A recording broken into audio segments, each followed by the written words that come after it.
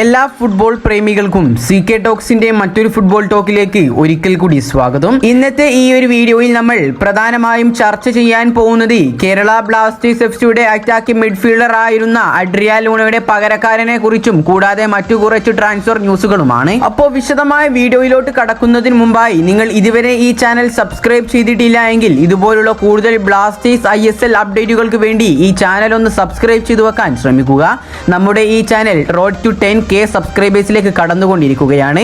അതുകൊണ്ട് സബ്സ്ക്രൈബ് ചെയ്യുന്ന കാര്യം എല്ലാവരും മറക്കാതിരിക്കുക. ഇന്ത്യൻ സൂപ്പർ ലീഗിന്റെ വിന്റർ ട്രാൻസ്ഫർ വിൻഡോ തുറന്ന സാഹചര്യത്തിൽ എല്ലാ ദിവസവും ഓരോ റൂമറുകളാണ് പുറത്തേക്ക് വന്നുകൊണ്ടിരിക്കുന്നത്. നിലവിൽ എല്ലാ ISL ആരാധകരുടെ ഇടയിലും ചർച്ചാ വിഷയമായി കൊണ്ടിരിക്കുന്നത് ക്യാപ്റ്റൻ അഡ്രിയാൻ ലൂണയുടെ പകരക്കാരനെ കുറിച്ചാണ്. ഏതായാലും നിലവിൽ ഇപ്പോൾ എല്ലാ ആരാധകർക്കും സന്തോഷിക്കാവുന്ന വാർത്തയാണ് പുറത്തേക്ക് വന്നുകൊണ്ടിരിക്കുന്നത്.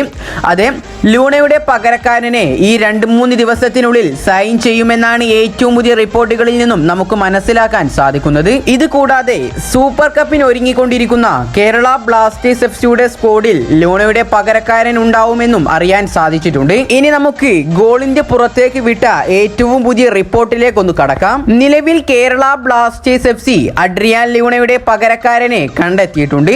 അതുകൊണ്ട് തന്നെ ഈ അടുത്ത് തന്നെ ഈ ഒരു സൈനിങ് ഉണ്ടാവുമെന്നാണ് പ്രതീക്ഷിക്കുന്നതും.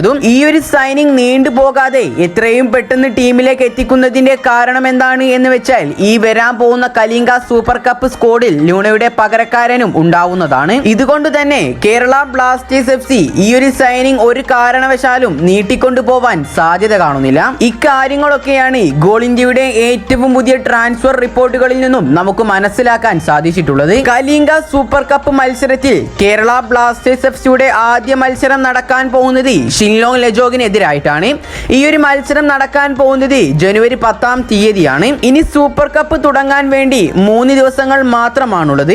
അതുകൊണ്ട് തന്നെ കേരള ബ്ലാസ്റ്റേഴ്സ് FCയുടെ ഭാഗത്തു നിന്നും ഈ ഒരു സൈനിങ്ങിനെ കുറിച്ചുള്ള വിവരങ്ങൾ ലഭിക്കാൻ വെറും 1-2 ദിവസങ്ങൾ മാത്രമാണുള്ളത്. കൂടാതെ നേരത്തെ തന്നെ പുറത്തേക്ക് വന്ന റിപ്പോർട്ടുകളിൽ നിന്നും നമുക്ക് മനസ്സിലാക്കാൻ സാധിച്ചിട്ടുണ്ടായിരുന്നത് ലൂണക്ക് പകരമായി കൊണ്ടുവരാൻ പോകുന്ന താരത്തിന് ഇതുവരെ ISL എക്സ്പീരിയൻസ് ഇല്ല എന്നാണ്. എന്നിരുന്നാലും ലൂണയുടെ പകരക്കാരനായി കേരള ബ്ലാസ്റ്റേഴ്സ് FC ആരെയാണ് ടീമിലേക്ക് എത്തിക്കുക എന്ന് നമുക്ക് കാത്തിരുന്നു കാണാം. അടുത്തൊരു വാർത്ത എന്നത് ഈസ്റ്റ് ബംഗാളിനെ സംബന്ധിച്ചുള്ളതാണ്. പ്രശസ്ത ഫുട്ബോൾ കമന്റേറ്റർ ആയ സോഹൻ എന്ന വ്യക്തിയുടെ റിപ്പോർട്ടുകൾ പ്രകാരം നമുക്ക് മനസ്സിലാക്കാൻ സാധിക്കുന്നത് ISLിലെ ക്ലബായ ഈസ്റ്റ് ബംഗാൾ FC സ്പാനിഷ് മുന്നേറ്റ താരമായ ഇയാഗോ എന്ന താരത്തെ ടീമിലേക്ക് എത്തിക്കാൻ ഒരുങ്ങുകയാണ് എന്നാണ്. ഈ ഒരു താരം മുൻപ് കളിച്ചിട്ടുണ്ടായിരുന്നത് ഒരു കൊളോണിയൽ വമ്പൻ ക്ലബിന് വേണ്ടിയിട്ടായിരുന്നു. റൈറ്റ് വിങ് പൊസിഷനിൽ മികച്ച പ്രകടനം തന്നെ കാഴ്ചവെക്കാൻ കെൽപ്പുള്ള ഈ ഒരു താരത്തിന് 34 വയസ്സാണ് നിലവിലുള്ളത്. ഇത് കൂടാതെ യുവന്റസ്, ടോട്ടൻഹാം, റോമ തുടങ്ങിയ വലിയ ക്ലബ്ബുകൾക്ക് വേണ്ടി പന്ത് തട്ടിയ ഈ ഒരു താരം ഈസ്റ്റ് ബംഗാളിന് ഏറെ ഗുണകരമാവുമെന്നാണ് പ്രതീക്ഷിക്കുന്നത്. ഏതായാലും ട്രാൻസ്ഫർ മാർക്കറ്റിന്റെ സൈറ്റിൽ നിലവിൽ ഈ ഒരു താരത്തിന്റെ മാർക്കറ്റ് വാല്യൂ ആയി കണക്കാക്കിയിട്ടുള്ളത് 2 കോടിയോളം രൂപയാണ്. ഏതായാലും ഇതിനെക്കുറിച്ചുള്ള നിങ്ങളുടെ അഭിപ്രായങ്ങളൊക്കെ നിങ്ങൾ കമന്റ് രൂപത്തിൽ രേഖപ്പെടുത്തുക.